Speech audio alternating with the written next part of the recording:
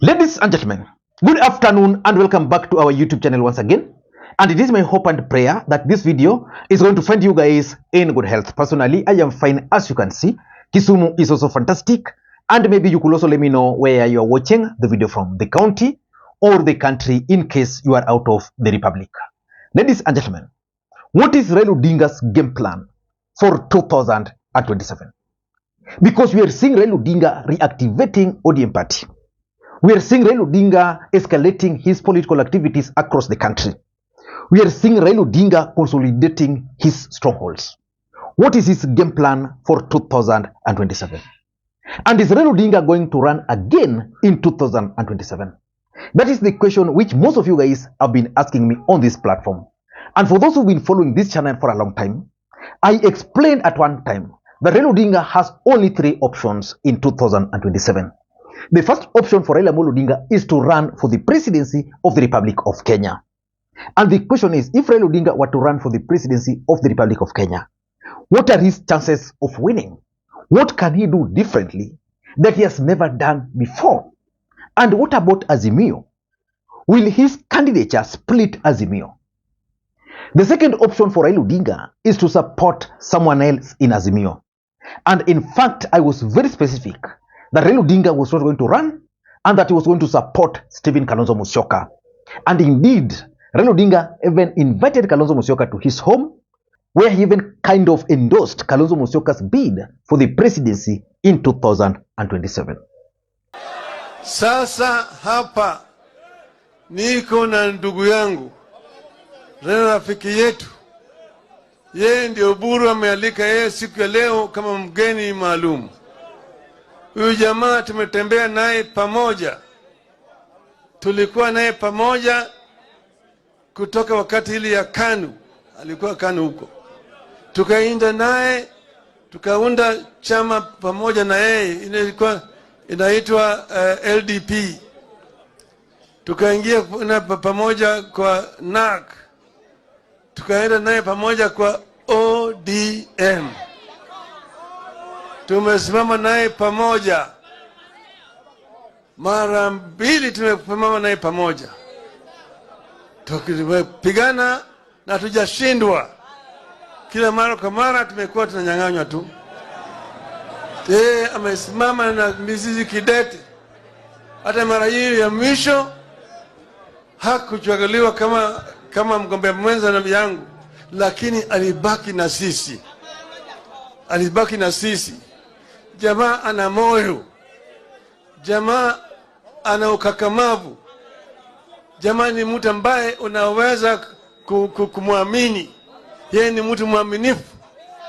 Yeye tena ni mtu Mkristo. Yeye ni mtu ana tabia ya ungingwana. Ana upendo. Ana upendo kabisa.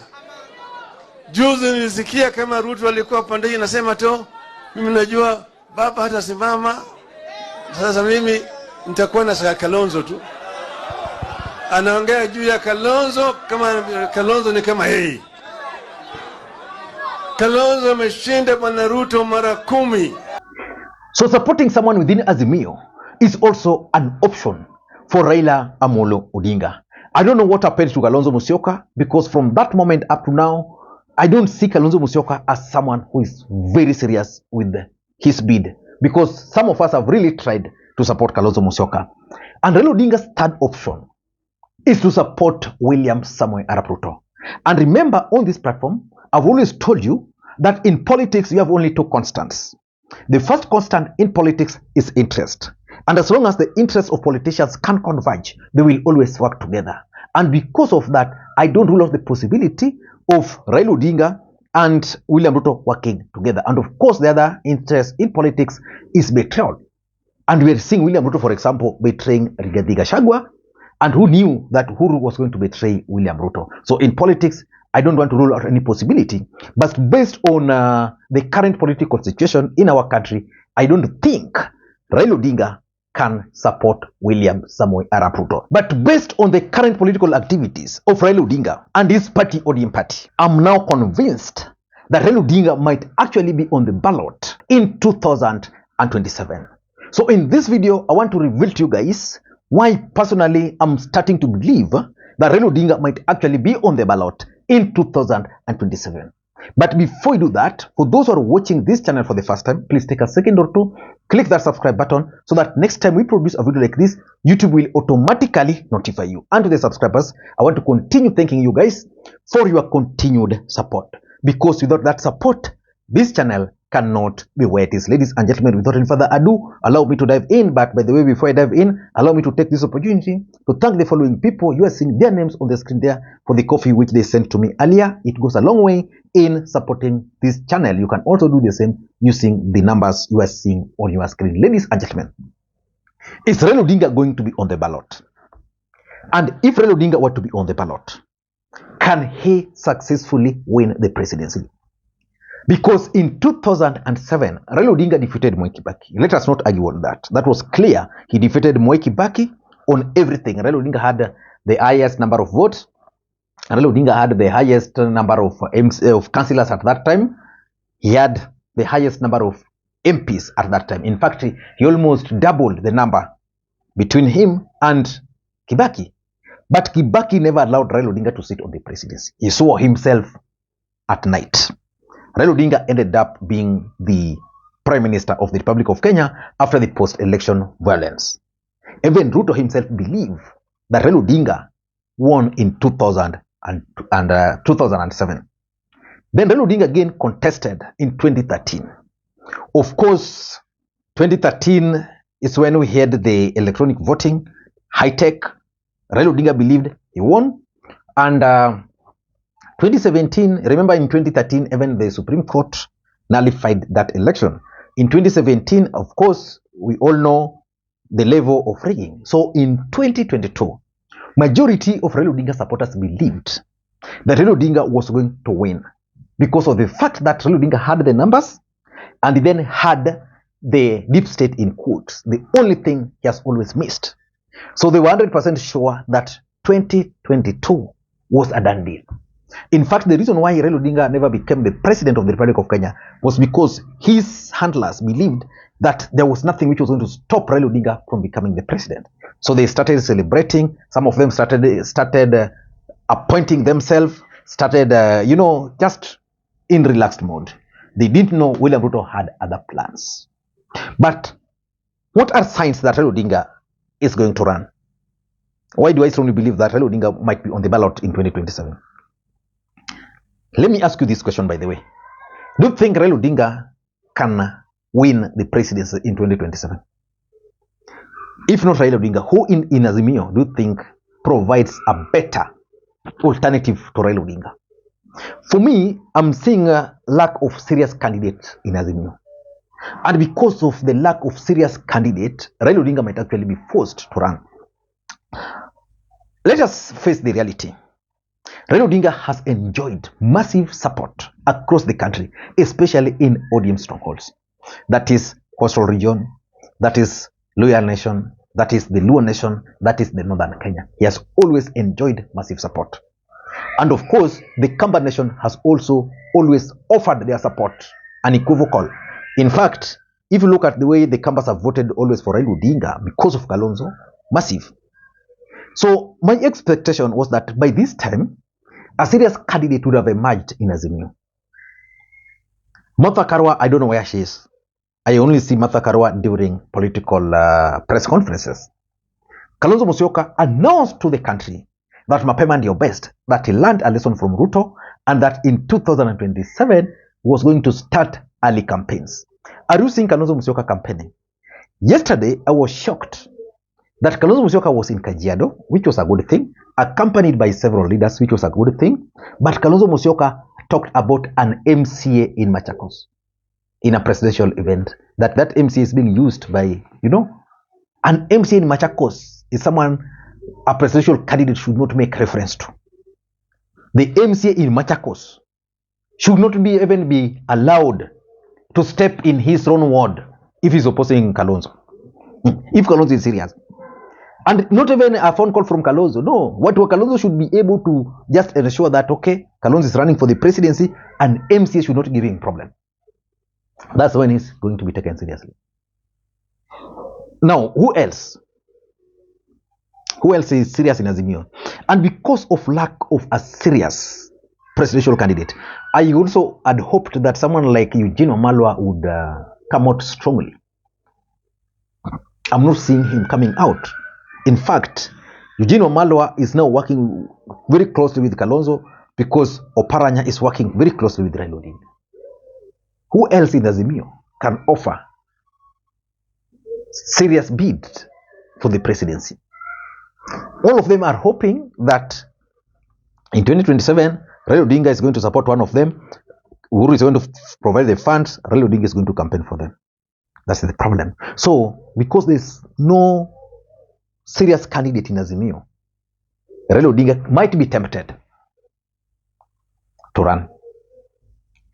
Number two is the pressure from ODM supporters.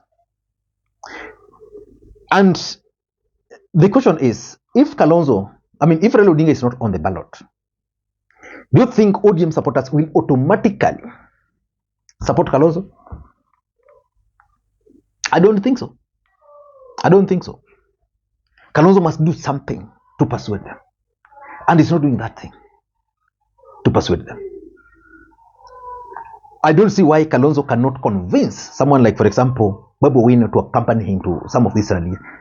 Why Kalonzo cannot convince someone like, say, Mishi Mboko to accompany him to some of the events. Why he cannot convince someone like Simba Arati, Ledamo Lekina, those ODM faces, those firebrand politicians who would take the microphone and when they deliver a message, it will be on the news.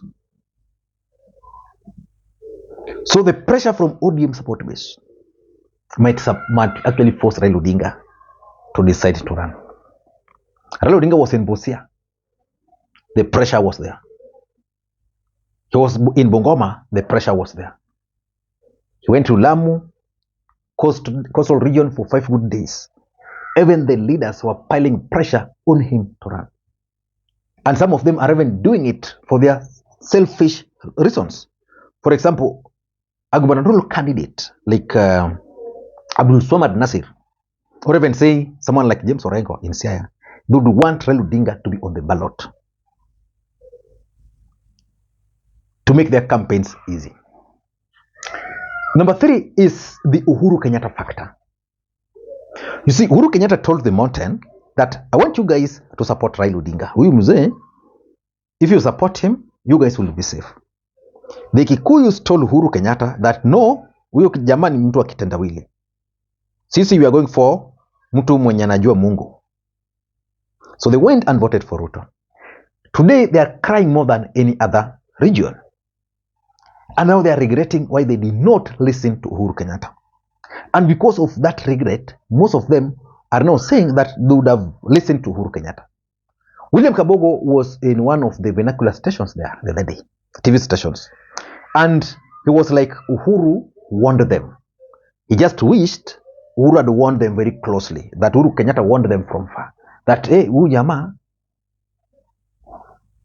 So which means people like Kabogo would now easily come out openly and support Raila Odinga or Uhuru Kenyatta for that matter. And because of that Uhuru Kenyatta factor, Raila might be on the ballot. The fact is, if Uhuru Kenyatta is not supporting Raila Odinga, then Raila Odinga might not run. Remember, Uhuru Kenyatta also has a bone to chew with William Ruto. He wants to revenge for what William Ruto has done to him. And because of the possibility of the mountain rebelling around against Ruto, Raila might be tempted to run. Because in the last election, despite the pressure and other things, Raila managed to get 1.4 million votes from the Kikuyu nation. If he can get additional 1 million, I don't think Raila Odinga might not be persuaded to run. Number 4, it could also be part of Azimio strategy, winning strategy. You see, if you look at it critically, if Kalonzo were to run, Martha Karua were to run, and Raila were to run, then they're definitely going to have 3 candidates. Martha Karua might not succeed in Kikuyu nation, but Kalonzo Musyoka will succeed in very many ways. Number 1, Kalonzo will win the Ukambani votes on his side. So that if Raila is running and Kalonzo is not running, then Kambas would feel Raila has betrayed them, so they would vote for someone else. But if Kalonzo is running, then it means the Kamba will rally around Kalonzo. Then there are those Kikuyus who are dissatisfied with Ruto. Those groups will say that for us, we don't want Ruto, but we don't also want Raila. So they will easily go and vote for Kalonzo. So basically, they'll be able to consolidate. And by doing that, it will be difficult for Ruto to even rig, to even meet the 50 plus 1% threshold. If in the last election, he hardly, actually it's through rigging that he was able. Through rigging, you know, rigging takes place in so many ways. Suppression of votes. The votes that were suppressed in Mombasa and in Kakamega were the reasons why William Ruto managed to get 50% plus 1 votes. So the truth is, with Kalonzo, then they can say, after the first round, no, if Kalonzo becomes number 2, we are going to support him. If Raila becomes number 2 or number 1, we support him. So that is a good strategy. But the question is, after the first round, what next? How will they be sure that if, for example, Raila becomes number 2, Ruto will not work with him? How sure are they that if Kalonzo is number 3, Ruto will not pick him? And lastly, Raila Odinga might also be on the ballot as part of his strategy to strengthen ODM party. Because assuming Raila will be on the ballot, ODM will win several seats. If Raila will not be on the ballot, ODM might not win several seats. Those are the realities of politics. So with Raila Odinga being on the ballot, ODM will win several MPs, blah, blah, and then they'll qualify. Even if he doesn't become the president, will qualify for the political party's funds, which will mean ODM will still be in existence. They will still be able to run ODM as a political party, rather than supporting someone else and they're not sure that someone else is going to win. If they was to support Kalonzo, for example, there's a chance that most of their candidates will struggle to win the seats. I don't know what you think. That's my take. Until next time, this is Lee Makwiny. Bye-bye.